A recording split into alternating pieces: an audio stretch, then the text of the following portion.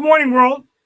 I'm Steve Rao, the host of Pod TV and Roku TV's World Edition. And I greet you live from the All America city of Morrisville, actually PBS Carolinas, as I gave my response to the governor's State of the State address on one of the show's Black Issues Forum.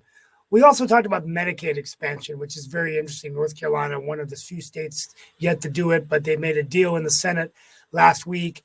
Billions of dollars at stake. It's going to cost North Carolina about $500 million a month if we don't do it.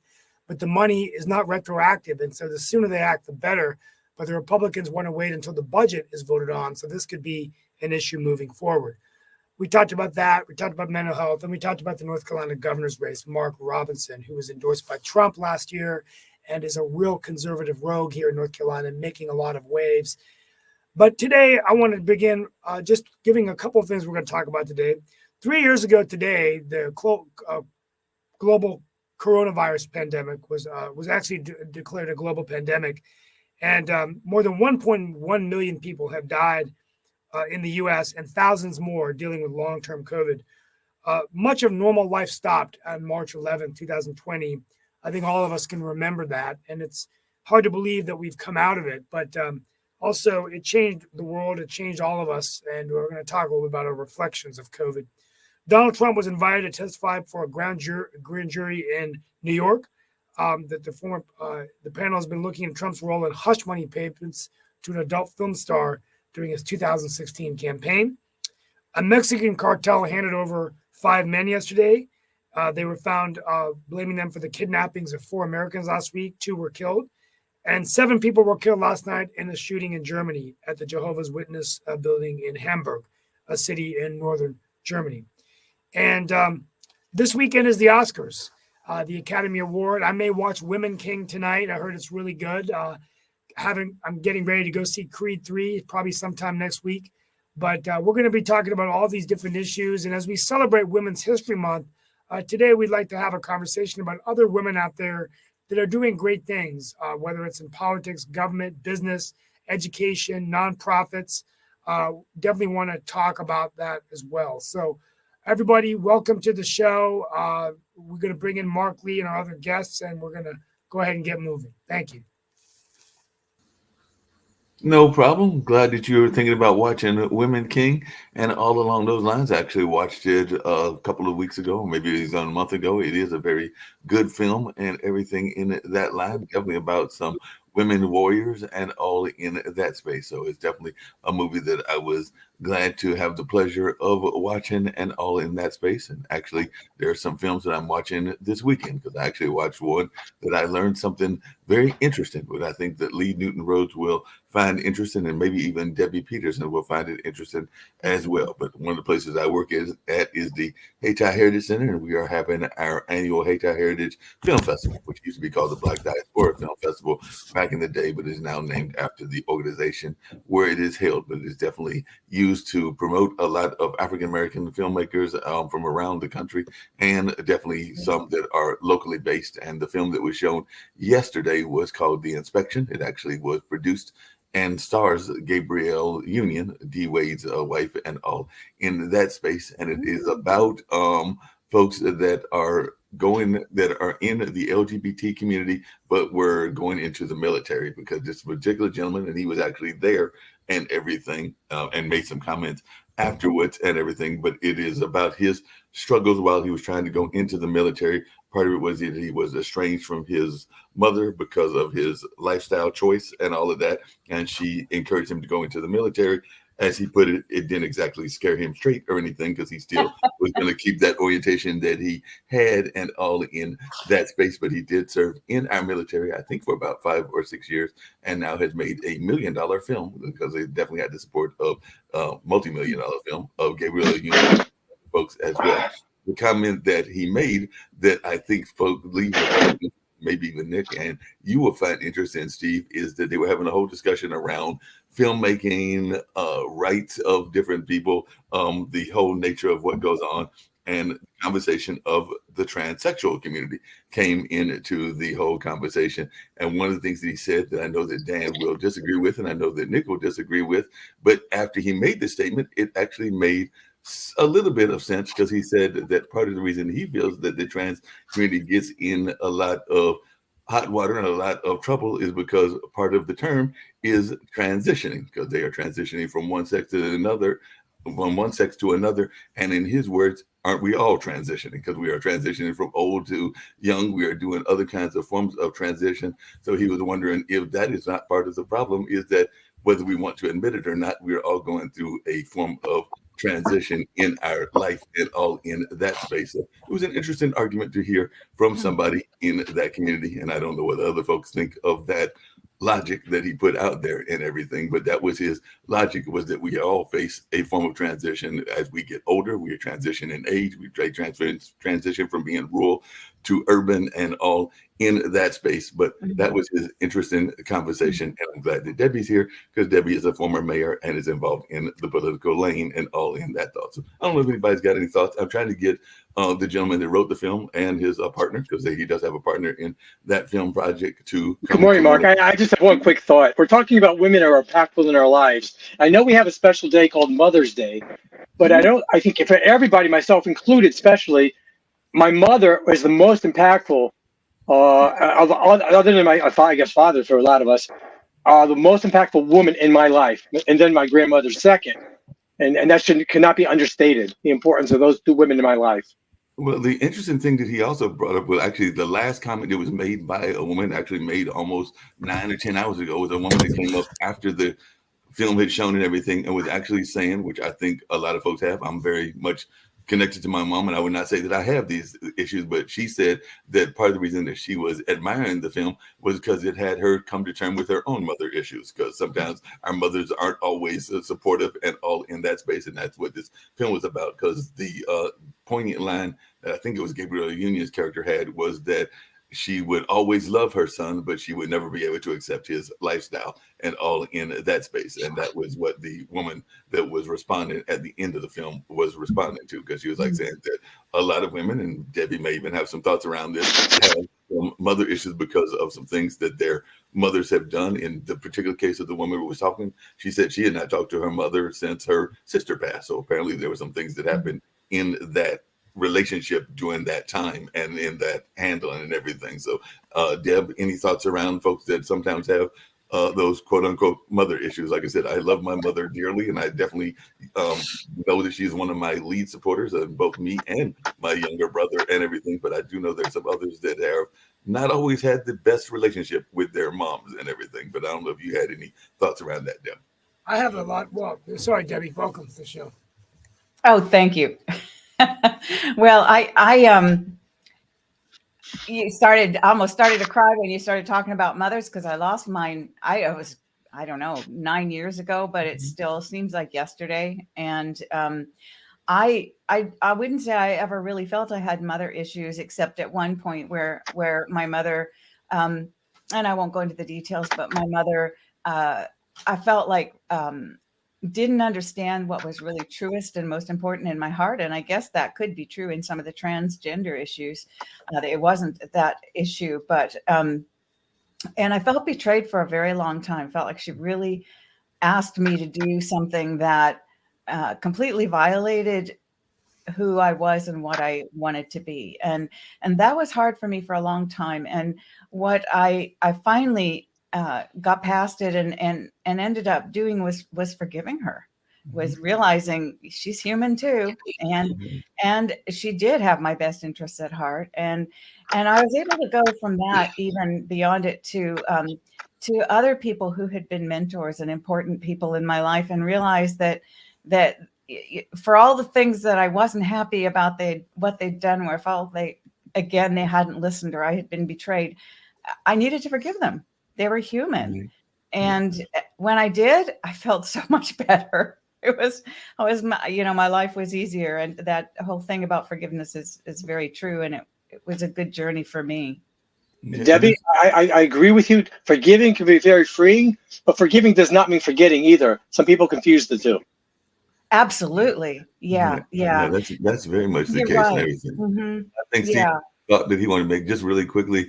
Women's King is a very interesting movie because it actually portrays some very strong women warriors. And I know we've had conversations on this show before as to whether women can be strong military leaders or strong in that fighting sense. I think one time Dan made the statement that he was not always wanting women in the military and everything, but there have been some nations, and that's partially what Women King is, because it is my understanding that it is, I mean, it's a dramatic presentation, so I'm not saying that it is 100% factual, but it is based on some history that was going on there in one of the African nations, and everything from my understanding of that particular movie. So it might have some kind of historical basis to what is happening and what was happening. And we do know that there have been some troops that have been definitely women-led, and definitely had some women that can be some very fierce fighters and all in that space. So definitely that is something that we know that there are even soldiers. As a matter of fact, later on this afternoon, we'll have Madeline Lewis on, and she is a veteran of the military and all in that space, and is very proud military veteran. And her show is Success for Women that she does every Friday at 7 o'clock. I can't remember the time, and all in that space. So even though that movie was fictional from what I understand, I also understand that it might have had some historical basis, and there have been some strong fighting women that have held their own. I'll just put it that way.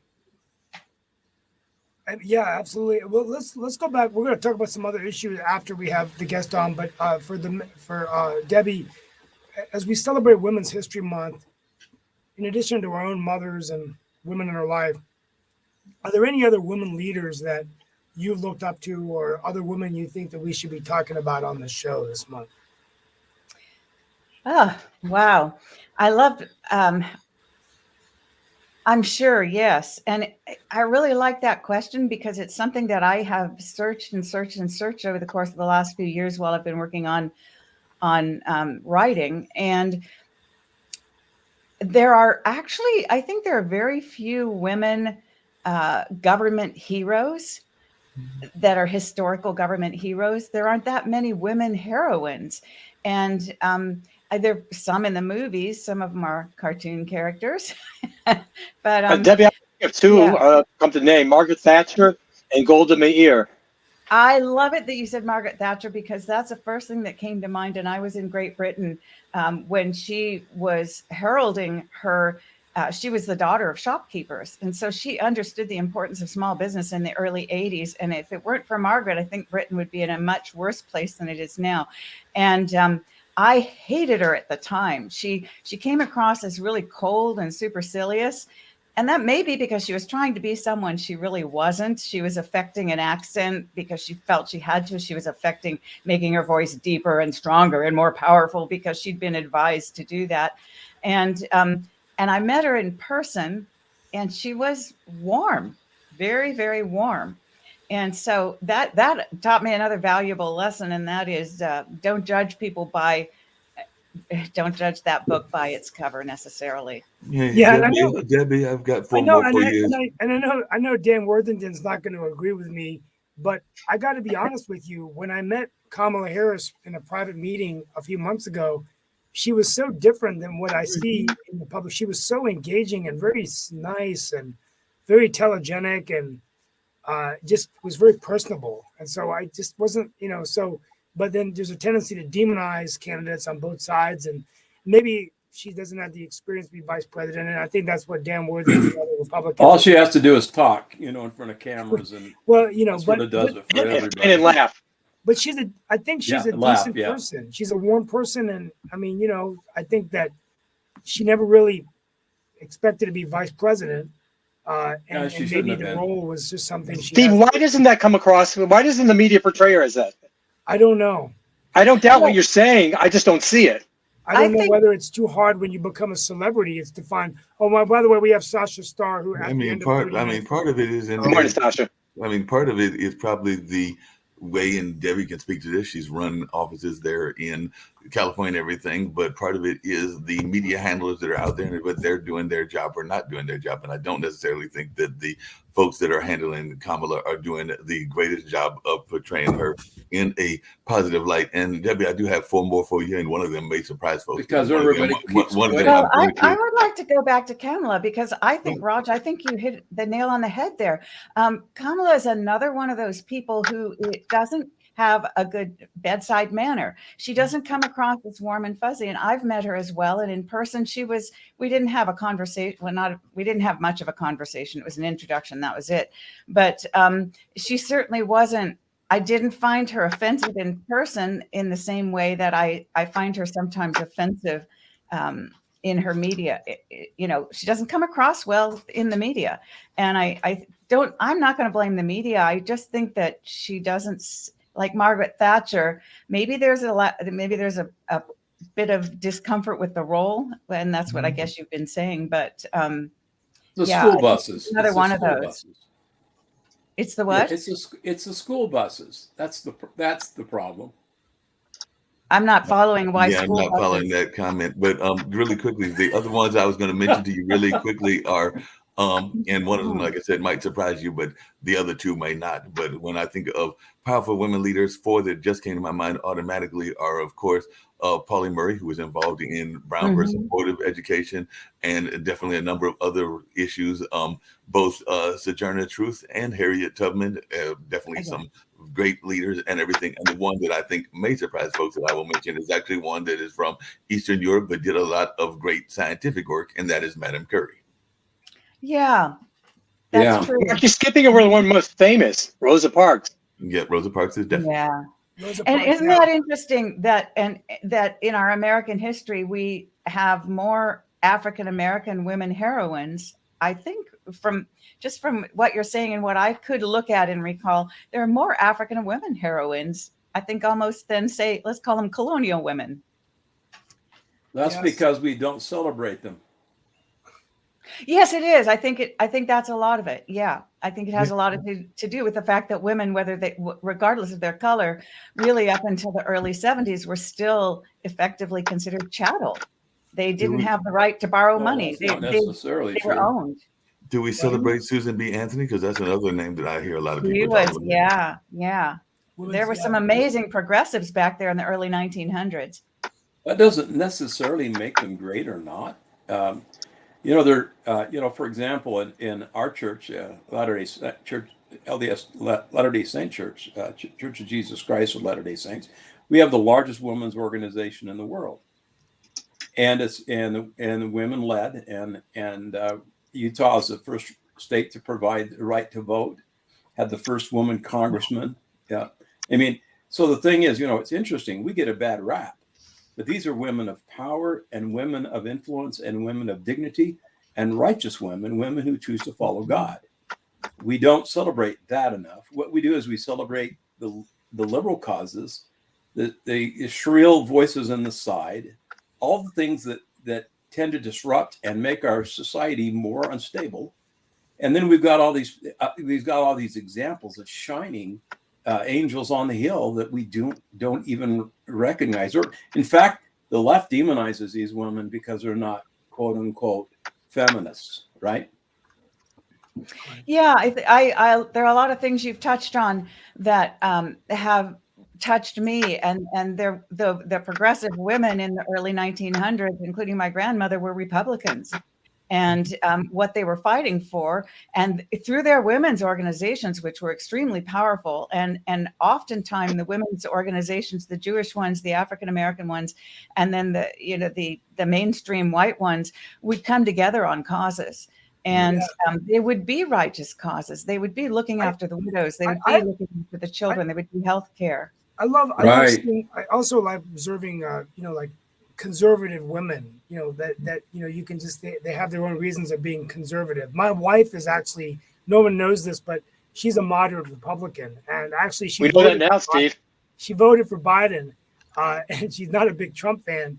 I think she might be going independent, but it's kind of interesting to see women that sometimes, one of the concerns I have is that there's just this assumption that all women are progressive liberals, but that's not true. And That isn't true. I love to kind of see, what makes them tick, and also Black Republicans also. There are Black Republicans out there. Yeah, And, they're definitely Black Republicans. They're definitely women Republicans, and there are definitely some women Republican leaders, and definitely some folks that even in spaces that are considered overly liberal and things in that space, because I know that there are some women that have some very conservative values that are even in the media and in the entertainment space and all in that kind of way. Now, I will say that, and I was going to bring this up, but I guess I'll bring it up now and everything. I do find that sometimes it's interesting when we have people that say one thing and then maybe Nick will have some thoughts around this on another thing and then act in another way, because I want to say that it's over there. There's a word for that, Mark. Yeah, but I was going to ask you what y'all Starts think. with an H. There's a Tennessee conservative, I think it Ends is. with an E. That's in a hypocrite. Yeah, there's a Tennessee conservative and everything. I want to say he might even be the lieutenant governor, if I remember correctly, but he's been older gentleman in his 70s and been very active in social media and everything. But part of the reason he's been in hot water in social media is because one of the pictures that he was admiring quite actively was that of a gay man, a gay young man and everything. And he was even saying how attractive and wonderful this person was. And then he's been one of the very stout anti-gay folks within his constituency. But then he comes out with this kind of statement and social media stuff that has been going on. And definitely there's a lot of viral and a lot of other comments that are coming out on the social media outlets because of what he says and then what he does are not necessarily matching. Mark, I don't know the particular case, but you cannot approve of someone's lifestyle but acknowledge the good that they're doing to society at the same time. Yeah, but that's been a challenge for me because there are times when I really dislike someone, and I have to concede that in fact maybe they were a good leader or maybe they did some things well. So I agree with you on that. Our best leaders are not necessarily angels. Well, I mean, most of our best leaders are not angels. I mean, we can look at the ones that have had troubles even in the civil rights movement and in the women's rights movement and in a number of other movements that had some, things in their closet that were not always that great in their history and everything. I mean, we can look at some of the top leaders of the world, whether that's the Jeffersons of the colonial era or whether that's the Martin Luther Kings, and we go more to the 60s. But there are things about their past that were not always that pleasant, but the family dealt with it. The family dealt with it, and I'll just leave it at that. Well, I'd like to come back in with what Dan said. In a perfect world, I would be choosing righteous leaders, male and female, and I'm not so much concerned about what their specific faith is. I'm just concerned about their standards and their ethics and their righteousness. Because a lot of the great leaders have, in fact, been righteous. And by the way, just to let you know the case, because I was pulling it up, it was Tennessee Lieutenant Governor Randy McNally. And in an exclusive interview this past Thursday, he apologized after the uproar over his interaction with provocative posts on social media, while insisting that his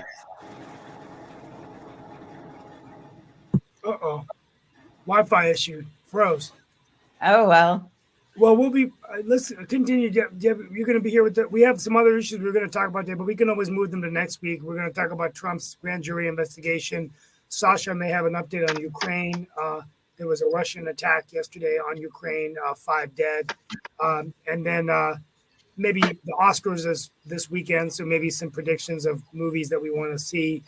And then the other one is the COVID pandemic 3 years ago. Today, it was declared a global pandemic. I look back years ago, I can't believe, the way life was, where we weren't going to anything outside. Everything was Zoom and virtual. How are we living like that? Do you guys ever think about that? I mean, Steve, I got a question for you. 1 dead in Ukraine is too much, and that's horrible. But why do we concentrate on 5 dead in Ukraine when every weekend in Chicago there's more than that? Oh, I don't know. That's just a war. They're in the state of war. So are we. Our inner cities every weekend. Yeah, that's true. I don't know.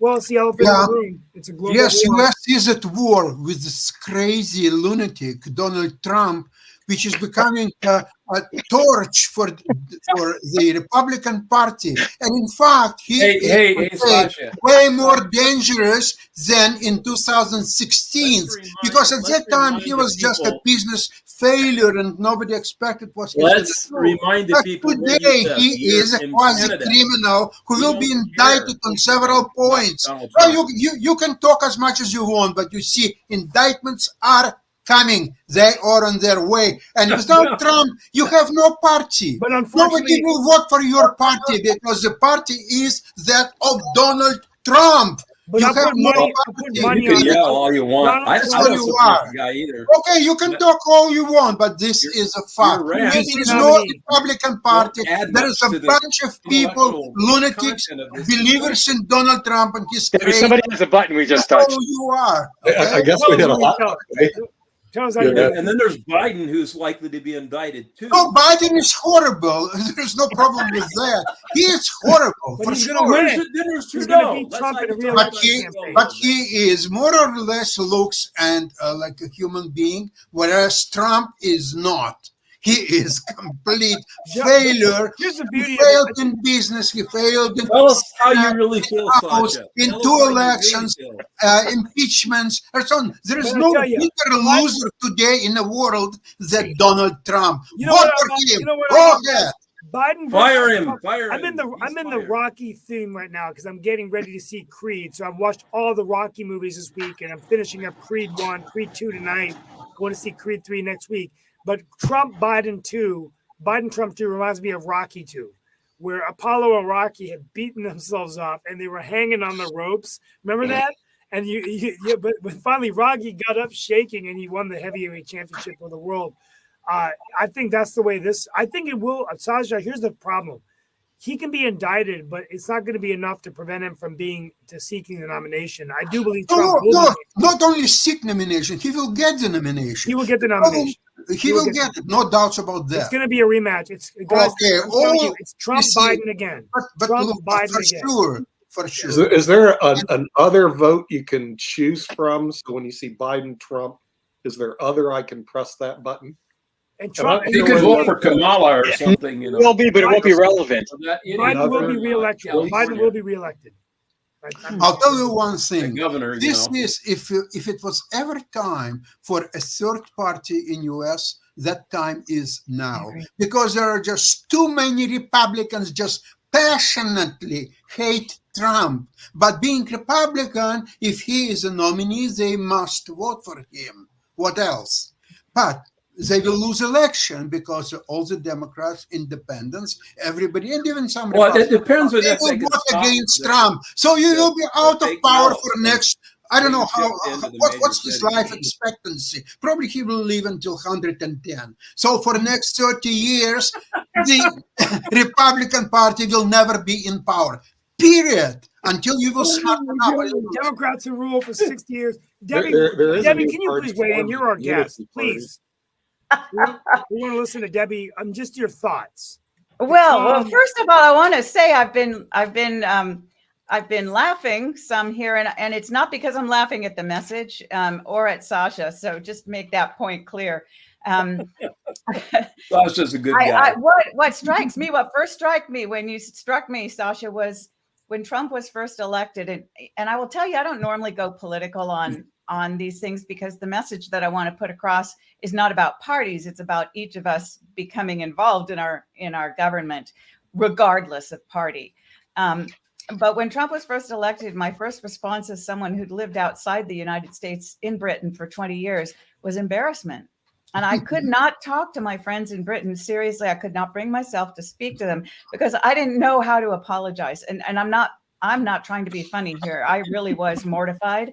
And so I appreciate, Sasha, your feedback from as someone, personally, who's a Canadian Ukrainian, and also a Canadian. So I think that's how the world views us, and it's embarrassing. Look, we have our. I'm sorry, Debbie, you felt like that before he was elected, correct? This Trudeau. I never liked Trudeau. him. I Horrible always Canada, disliked trust me. Trump. It had nothing to do with his. No, I understand that, It but- had nothing to do with his election. But I didn't like his reality shows. I didn't like the way he treated people. I didn't like his style of leadership. I thought I it was get a that. nasty piece of work from I day get did you one. all like that. this? Did How you would you like do? How would you give him as a, that's a report card? Now that he's not in office was a anymore, wonderful and his institution. policies. Did you like it, Trump University? Trump University. Of course not. And how was his track record? I think that there were some things that were all right in his track record, and I can see that because I have friends who are conservative who have probably moved away from Trump now, but who pointed out some of the things that they felt were constructive. Can I tell you what they Really got a are? lot done. Yeah, I think he did to some extent. I can't say I liked all of it, but I'm not going to. It's ridiculous to say that the man did nothing right, because of course he did some things He right. did a lot. He did a lot right. The trouble was he wasn't a politician, so he didn't know how to treat people, and he was rude and condescending and difficult and divisive. But as far as policy and getting a lot done, he got more done than many of the past presidents got done. And whether you disagree with, I mean, I don't want him to run again. I think, I don't want Biden to run either. I mean, both of them are symbolic of the problems in this country. They both create division. They both are relics. We need new blood. We need new leadership. The problem is neither the Democrats or the Republicans have anybody of any virtue to offer up. Mitt Romney, who is probably arguably the most noble of the bunch, shot himself in the head because he didn't play that whole situation right. There just isn't anyone of any substance that could step up and serve as presidents. And Yeah, that's the parties don't encourage. Let's look at what the parties do. They do not encourage development of politicians. And I'll pick on them in California, Nancy Pelosi and Feinstein. They grab their seats and they just won't let go. And the Republican side, you have Mitch McConnell. He grabs his seat and won't let go. These people are not helping people develop. They have no interest. I think that Trump was a surprise. They have no interest other than themselves, and they're power hungry. And so it's something easily fixed. When he got elected. Under That their kind of, power I weight. love the term relic. I think relic is so appropriate, and it is so easily fixed. Every single one of us every 2 years has a vote. We don't need legislation or anything else. We just vote out the relics and bring in new, fresh blood. But I agree with you. There is no well, I won't say no, I can't say that, but there's very, very little, certainly at the local level, leadership training for elected officials. Well, that's what I was going to say. I mean, people are not asked. People don't vote out relics. They vote them back in again as thank you for gratitude. Thank you for what you did for me. Come back again, and they keep doing it over and over and over again. Without term limits, there's no end to the madness. No, but That's our fault. Yeah. 100%. I agree with you, but that's the way the system is. That's the way people are. But one of the questions I've got to ask, don't develop young leaders. No, that's what I was going to ask. That's what I was going to ask is, and this is for both. I agree with you, Nick. Whether we should, but the system doesn't. Deb and Steve, what are we doing to develop young leaders? Because I agree with you that there's not enough young leadership, and where is the we teach radicals is what we do. That's what universities are turning out is a bunch of radicals. Certainly, some conservatives survive through that milieu, but you get a bunch of stodgy professors who are liberal on the liberal side and try to indoctrinate these kids in the universities when these folks have not really ever worked outside of academia and have no touch with reality to begin with, at least the majority of them, or they are former layovers from the 1960s when they were so blown out of their minds with drugs and everything else, free sex and rock and roll. And so it's like, come on, seriously. But can you see the indoctrination is strictly just liberal indoctrination? And hold true to. I'm not buying that because I think there is indoctrination on the Republican side and the conservative side as well. I'm asking the very legitimate question, which is, where is the leadership training? I do know of some organizations that do some leadership training, but I don't know what their graduation system is or how they get their leaders. And a lot of times the leadership is for that local level. I'm talking about what can we do to get that kind of leadership on a state and a national level. You got to get rid of these power mongers that stay in office forever. And I'm going to pick on another one on the left side, Bernie Sanders. Okay. Oh, age 80. I'm sorry. There should be a term limit for Supreme Court justices, an age limit for senators and congressmen, 80 and out. It's discrimination from what I understand. You're talking about discrimination. It could be, Sasha, but I'm just going my empirical evidence. But you know what? I think you should develop years, new leaders. You have to put somebody in charge. And in Republican Party, the number one choice would be Marjorie Taylor Greene. She would be excellent in charge to develop new talent. Sasha? And you find somebody in Democratic Party as well. Yeah. Sasha, the government already discriminates based on age. You can't join the military, the FBI, and other organizations based on age. The private, you get sued. The government does it all the time. Hey, age discrimination is legal in the United States. I'm sorry. So you could put a cap, 80 years old, and also put term limits. 2 terms and you're out. But increase the congressional term limit. 2 years? Are you crazy? You can't learn your job in 2 years. It should be like 5 years. I mean, seriously. Why don't they make the congressional team 6 years like the U.S. Senate? Johnson said 5 years, baby, and then you can do something. But 2 years? You're always running for election. It's ridiculous. So they could make the congressional terms 4 years. To run up the money, right? They're lining up their money for the next That's all campaign. it can do, Dan. You get elected, the first thing you have to do is start chasing the buck because you got to run for re-election. Well, you know, so the thing that I find ironic is when they asked George Washington, about whether he wanted the role of emperor or king of the United States, he said the only role I want is citizen of the United States. And I think that what's ironic is that we've now gotten to a point where these people in Congress are becoming these figures that are there 20, 30, 40 years. And, there's the knowledge. Well, we need that institutional knowledge. But once you get in and you start getting your pension, you get the benefits, you don't want to give it up. So I feel like we need to get back to getting. And then all the corruption that comes with maybe it. They shouldn't have pension benefits. Power. These people are drunk with power. Let's get real. You've been to Washington, D.C. I think you're going again next week. They smell that. They get that Potomac fever and the drunk with power. And the longer you stay, the more power you get. Yeah, and you're getting drunk with power just going. So we got power drunk people running the country. And Nick, would it help if if it wouldn't help if they didn't have pension benefits? Yeah, there was no incentive. Have pension benefits. Of course. No, they shouldn't have it though. Take it away. Oh, that would be take it away. But and then what do they need it for? Come there for a short term, do your business, and leave. For a short term, not anyone else. But you have to change our system. We have systemic failures, and they're not being addressed. And it's shown by show me the people after Biden and Trump and the centurions. Okay, did Biden start developing any of the young people? No, he doesn't give a rat's rear about young people. What about he didn't care about him? He didn't care about anyone. Trump care about young people? No, other than his own family members, he doesn't give a rat's rear about young people. And so what happens is they quash young people. And does the media bring this out? No, the media because they're stupid or they don't care. The media's not stupid, Nick. Don't give them that. They're not stupid. They know what they're doing. I think one of the biggest things you've touched on is that they have to spend 30 to 70% of their time raising money. Yeah. When you're spending 30 to 70% of your time raising money, how do you legislate? How do you find out what's going on? How do you listen to your constituents? Yeah, because it's all about the money. Because it has to be about the money. Not. You can't get reelected. It's a lot of pressure. It is a systemic. Debbie, maybe they weren't meant to regulate so much. And legislate so much. Maybe that's the way the system was set up originally. It shouldn't be so much in our lives. No, but Lee, speaking of systemic and other things that are going on in that space, one of the things that I've heard talked about, and that's actually what I was trying to look up and everything, and I'd love to hear Debbie's thoughts, and definitely maybe even Steve, since both of y'all are in and have been in political lanes and everything.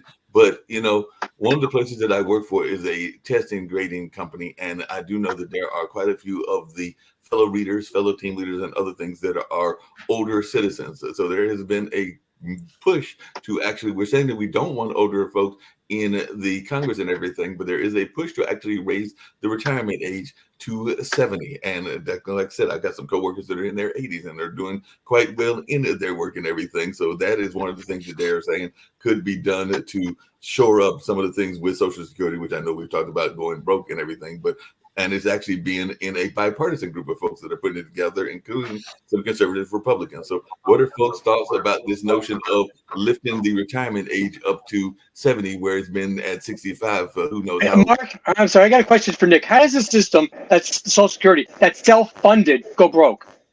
It was never Because they stole the money. it was Other than never theft. actually sound, Lee. It was a pay-as-you-go system. So Right. nobody really funds into their current. Isn't that originally the way it was? You funded into yours, and then they just stole the funds and they took it for some other purposes? No, you don't fund into yours. It's pay as you go. So what happens is the people that are working today are paying for the people that are retiring today. No, that's the way it's working now. Originally, how was it designed? Like That's how that? it was designed originally, and that's how it is today. It's pay as There you was go. no lockbox? And to give you an idea, my grandmother, who was a millionaire when being a millionaire was a lot of money, okay, she was collecting Social Security. She paid zero into it. Now, how do you do that? Well, when FDR started it, it just goes, everybody gets Social Security. And even today, they don't means test. So our young people are paying for. Well, they shouldn't means test. If you're putting in, you should get out. But you shouldn't get out, take it out if you didn't put in.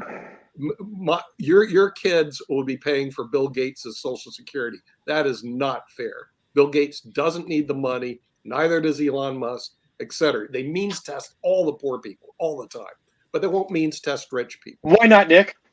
Pardon? Why not? Because who votes? It's the rich people who get the vote. They're the ones that buy off Congress. And that's one reason they should lift the cap. And when I told my employees I got to lift the cap because I'm above the cap now, and they didn't even know what the hell I'm talking about. I said, I don't pay into Social Security anymore. I had a and then I realized they never made more than the cap.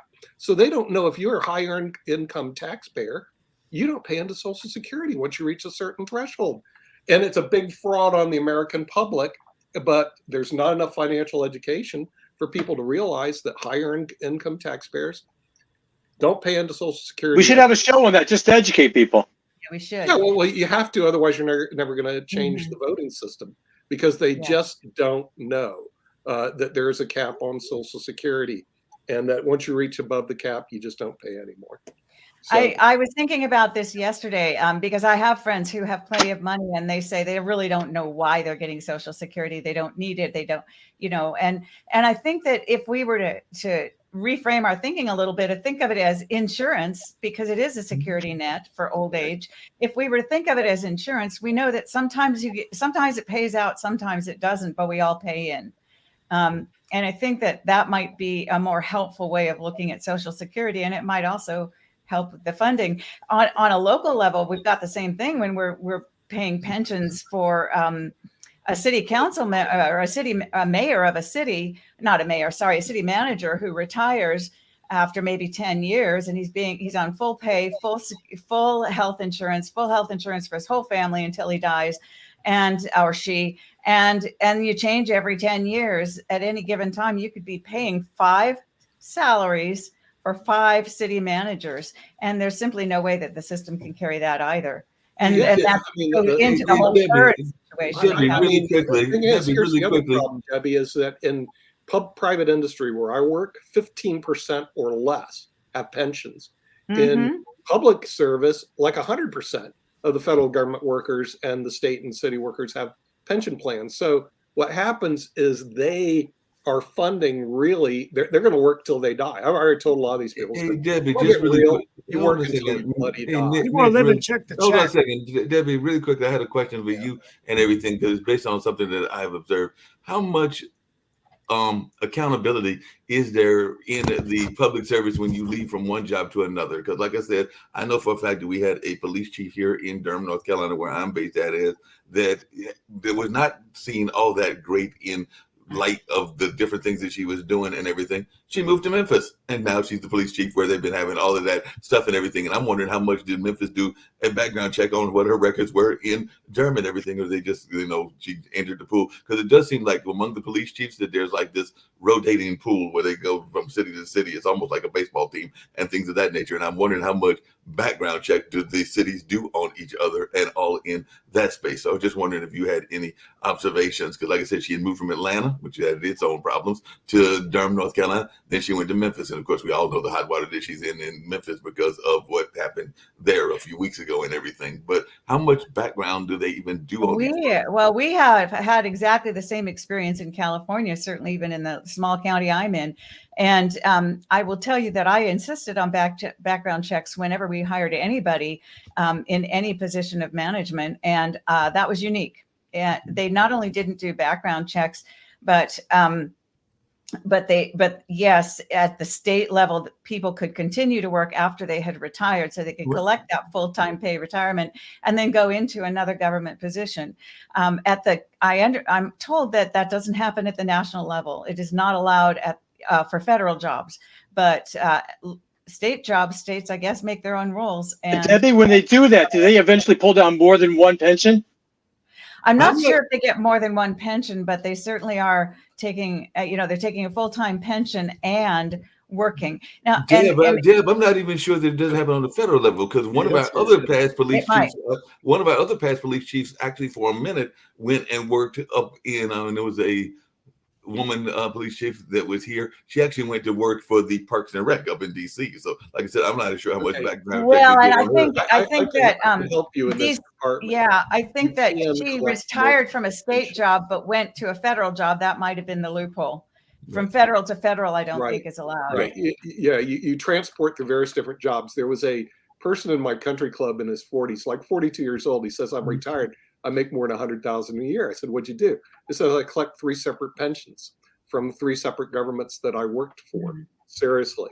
He goes, a lot of people should know how to do it. And he wanted to write a book. I don't know if David ever wrote a book on it, but basically, yeah, you can if you play the game right, you collect multiple pensions from multiple government entities, and then you retire at an early age. Now, let me tell you something. In elementary school and high school and middle school, no one ever teaches you this, at least to my knowledge. I didn't take my first pension course until I was in an LLM program at University of Denver Law School. They don't teach you this. Okay, they teach you to go to work, grind out your 401k, which is the most tax inefficient plan in America, because you pay Social Security and Medicare taxes on that, where pensions and profit sharing plans you don't, seriously. And then you find your 401k is not sufficient, so you work until you die. That's the American retirement plan as we sit today. One more thing, you buy a house, and that's your biggest asset. And for many, many people, that's the other leg on that 3-legged stool. Yeah, the only problem is, just because you own your house doesn't mean when you go to the grocery store, they're going to allow you to take the groceries out free. Okay, and that's the problem with the house. It doesn't produce any income. So you need some income producing assets. But none of this is taught through our entire school system. And this is a big failure of financial education in the United States of America. So people get out, and the first thing they do is they go, oh, loans are easy. Let me go borrow money to go to a private school that won't make a difference for me with a major that I can't get a job in. All of a sudden, I'm hundreds of thousands of dollars in debt. I'm crying to the government to forgive my loan. That's Nick, just really, Nick, excuse me, 1.7 trillion. Yeah, Nick, real quickly, I did have a question for Sasha and everything. I know we're getting ready to do the Russian show very shortly, but apparently this came out yesterday. The Russian president, Vladimir Putin, is betting that Russian forces can prevail in Ukraine through a grinding war of attrition, and he believes that Ukraine matters more to him than us, and that's according to the CIA director, William Burns, and he told lawmakers that on Thursday. So despite morale and other problems facing Russian forces in Ukraine, Putin is very much taking a longer-term view, and that's what Burns, our CIA director, told a House Intelligence Committee. So you think he's got a point? Because apparently our CIA director is thinking that he's doubling down and that it matters less to us than it does to him, the maintaining of the Ukraine under the Russian umbrella and everything. So, Mark, what kind of track record does the CIA have? excuse me, he definitely has a point. And all Putin actually is playing to outlast till U.S. election in 24, presidential election. And in case that Republicans will win, then most likely U.S. will stop supporting Ukraine. And if that's happened, then NATO will stay aside, and then Putin will have an open door to Ukraine and just take it all over and absorb it, kill it, do whatever he wants to do there. Well, So that's basically what he one difficult thing I get, Sasha, I get asked this question locally in the media here as well is, the billions of dollars we're spending, well, why are we spending so much money? Why can other people spend more money and other countries? And why could we invest that in the U.S. economy? But I think that the problem is that if we just don't provide assistance and let Ukraine fall, then that's just going to make the world even more unstable.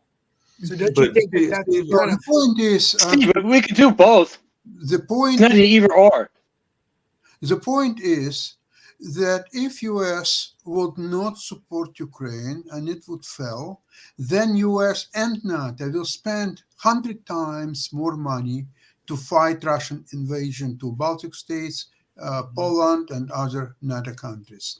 It will not even comparable. And by the way, US spent way much more money in Afghanistan and other sectors. You see, the thing is actually what I hate about US approach is that they you see, US are not fighters. They have a colossal military. They have a colossal budget of close to three-fourths or maybe even $1 trillion anyway. But they don't like to fight. They avoid fights, and not even fights because US is not fighting in Ukraine, but it could be perception that because they are helping Ukraine, they are on Ukrainian side.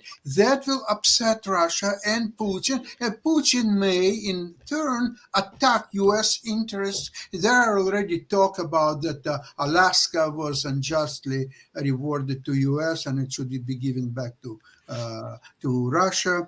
And there could be a talk that in for example, Brighton Beach in New York and some areas in Miami, there are a lot of Russians who live there, and Putin has to defend their rights.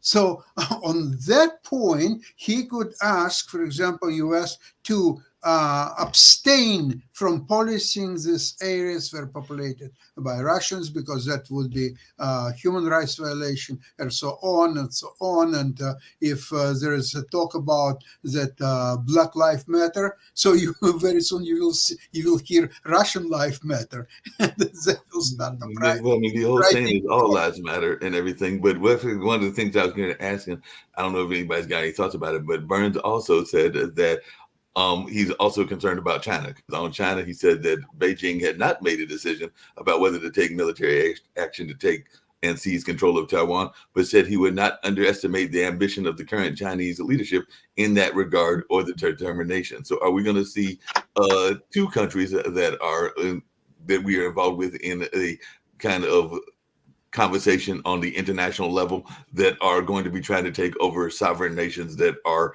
near them? Like I said, we know what's going on in Russia and Ukraine, but apparently there is some fear that even the CIA director has about China doing that to Taiwan as well. And I'm sure there's some other countries. I've mentioned Eritrea and Ethiopia. I've mentioned definitely, we could even go England and Thanks, Ireland. Mark. The point is that either one of them, China or Russia, it's no danger for the United States. Together, yes, there is one because there are two large countries with substantial arsenal, including nukes, and China is now building new submarines and nukes, and they're doing tremendous progress in that respect. So right now, even without losing a single American soldier just by supplying weapons, you can now stop countries that were threatening the world with nuclear annihilation for the last 60 years, for 3 generations. So right now, you can weaken Russia. You don't have to defeat Russia. You don't have to go to Kremlin, because Kremlin will, Putin regime will fall once Ukraine get them out of Ukrainian territory. That's the end of Putin's regime. And then there are 2 scenarios.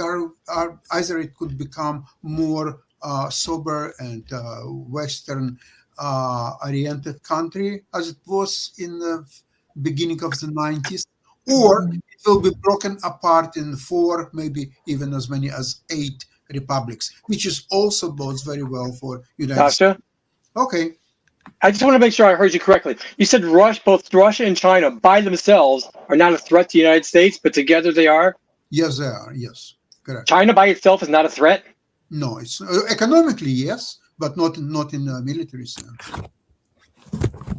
Hey, I've got Interesting. to tease Dan about something and everything. How did you describe earlier Trump and everything? You said that you said that you found him to be there were different words you used. I think you said rude and a couple of other terms that you used for Trump and everything.